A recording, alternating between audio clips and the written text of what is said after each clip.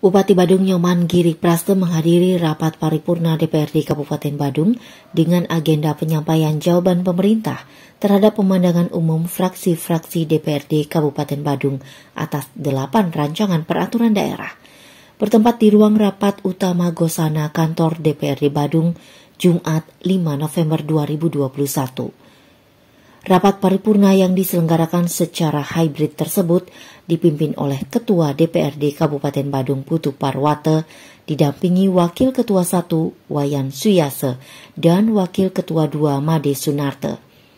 Dihadiri oleh pimpinan Forkopimda Badung, Wakil Bupati Badung Ketut Suyase, Sekretaris Daerah Wayan Adi Arnawa, beserta seluruh pejabat di lingkungan pemerintah di Kabupaten Badung, pimpinan instansi vertikal, direksi perusahaan daerah, dan para tenaga ahli DPRD, fraksi DPRD Kabupaten Badung.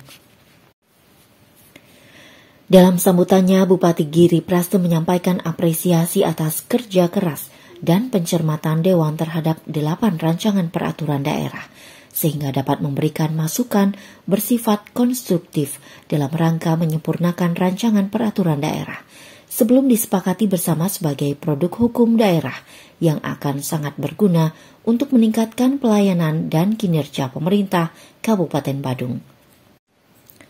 Giri Praste sepakat dengan Dewan bahwa dalam kondisi wabah pandemi COVID-19, kita mesti cermat dan hati-hati dalam mengkalkulasi kapasitas keuangan daerah untuk memenuhi kebutuhan minimal belanja yang bersifat prioritas, mandatori, wajib, dan mengikat, sehingga keberlangsungan pelayanan dasar publik, penyelenggaraan pemerintah, pembangunan, dan kemasyarakatan dapat terpenuhi secara optimal.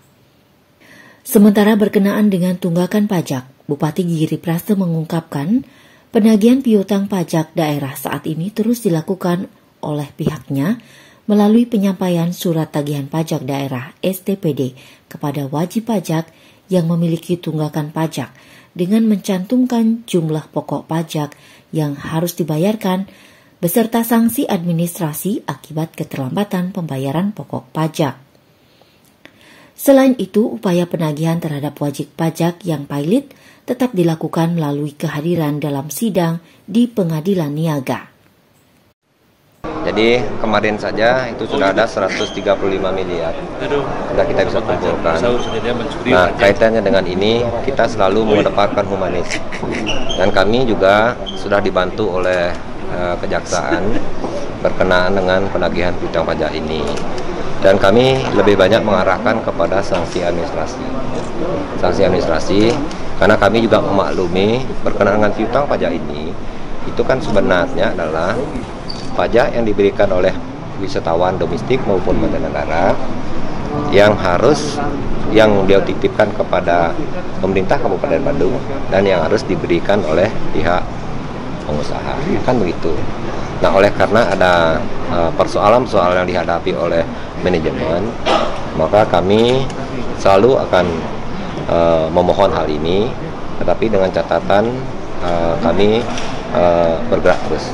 Dan astungkara kita Kabupaten Badung ada yang bisa kita terima dari itu. Saya kira itu. Pak Bupati, dulu ada paksa badan yang dilakukan oleh pemerintah daerah bekerjasama dengan kejaksaan. Nah, itu ketika kondisi seperti sekarang banyak operasional perusahaan yang tutup, apa itu tetap dilakukan, Pak? Atau itu tidak dilakukan? Itu tetap kita lakukan, tetapi kita tidak ke lapangan. Kita melakukan upaya rapat ke dalam karena kita sudah melihat situasi realnya. Tidak bisa dong kita paksakan, apalagi usaha yang sudah tutup. Nah, terkecuali nanti ada perubahan manajemen atau begitu, kan nanti akan ada keputusan pengadilan niaga. Itu yang perlu kita lakukan. Tetapi ingat sekali lagi, saya Kabupaten Badung kita itu adalah tidak akan pernah untuk menghalangi atau tidak menyetujui adanya investasi. Justru kita backup dengan sekuat tenaga, bahkan kita backup dengan dari sisi legalitasnya, pelindung hukumnya. Tetapi hanya dengan satu catatan. Satu catatan ini adalah jangan sampai memarginalkan warga kami yang ada di sekitar itu saja. Saya kira hubungan sekarang antara pemerintah Kabupaten Badung, swasta, dan pihak masyarakat ini sudah berjalan dengan baik. Prinsipnya adalah kita go and grow together. Kita harus bangkit dan tumbuh bersama-sama. Dan karena hidup kita inilah bergandengan, saya kira itu. Jadi agenda hari ini adalah jawaban pemerintah terhadap beberapa pemandangan fraksi-fraksi di DPRD Kabupaten Badung. Jadi saya mengamati apa yang disampaikan pemerintah terhadap usulan-usulan dari masing-masing fraksi yang ada di DPRD tentang pembangunan berkelanjutan di Kabupaten Badung ini dapat saya sampaikan dalam jawaban pemerintah. Semua disampaikan yaitu masalah pendidikan dan jaminan kesehatan itu akan dioptimalkan. Jadi selang jaminan KBS-nya ini akan dimantapkan sehingga pelayanan masyarakat Kabupaten Badung tentang kesehatan dapat terakomodasi. Yang kedua, mengenai beberapa masukan dan usulan tentang sekolah, ya sekolah-sekolah SD, SMP yang perlu diberikan legalitas seperti yang ada di Kute. Semuanya ini kita lakukan pembahasan bersama sampai nanti final tanggal 23 November. Termasuk pembangunan infrastruktur yang diusulkan juga oleh beberapa fraksi melalui fraksi Golkar, fraksi PDI Perjuangan dan Badung Gede, dan ini mengenai pembangunan trotoarisasi terhadap objek-objek wisata khususnya yang ada di Kuta Utara, dan ini sedang dilakukan pengkajian tentang dananya. Semoga dana yang diperlukan untuk Kabupaten Badung bisa memenuhi apa yang menjadi harapan daripada masing-masing pandangan fraksi sebagai aspirasi yang disampaikan kepada Dewan dan oleh jawaban pemerintah.